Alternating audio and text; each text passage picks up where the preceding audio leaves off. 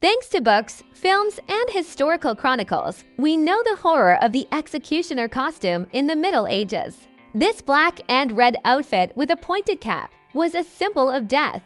However, the plague doctor's costume was no less frightening. A black cloak to the toes, a beak-shaped mask, large glasses in place of the eyes, a wide-brimmed hat, and a thin wand in his hand. Both wearers of such ominous costumes, the executioner and the doctor, were symbols of death itself. Only the executioner brought her, and the plague doctor tried to save her from her. For residents of medieval cities, the appearance of a plague doctor with a wand meant only one thing: a plague had appeared in the city. Why did medieval doctors wear such strange, frightening outfits? Was this part of some ritual or a severe necessity? Let's figure it out.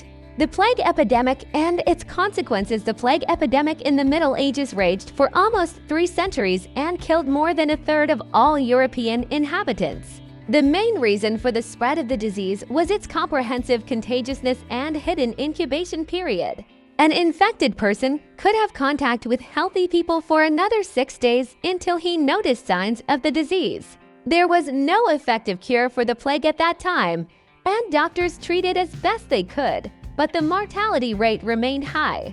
Qualified doctors often avoided treating the plague due to the high risk of infection and low survival rates for patients. Therefore, lords and city rulers began to invite special doctors to treat the plague.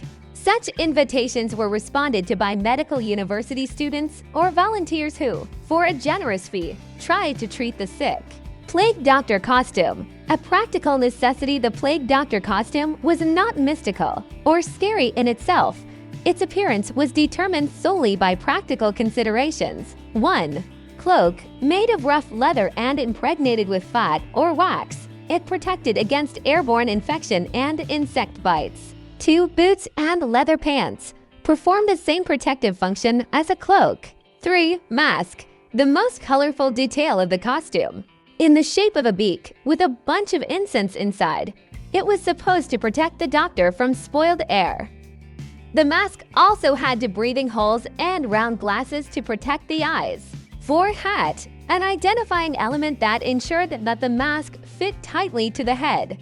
5. Leather gloves, waxed for added protection. 6. Garlic on the belt. The doctor constantly chewed garlic as a preventative measure. 7. Stick. Used for examining patients and self-defense. Plague treatment methods. The methods of treating plague in the Middle Ages were extremely illiterate. Swollen buboes were cut out, wounds were cauterized with a hot iron, and abscesses were treated with leeches and dry-toed skins.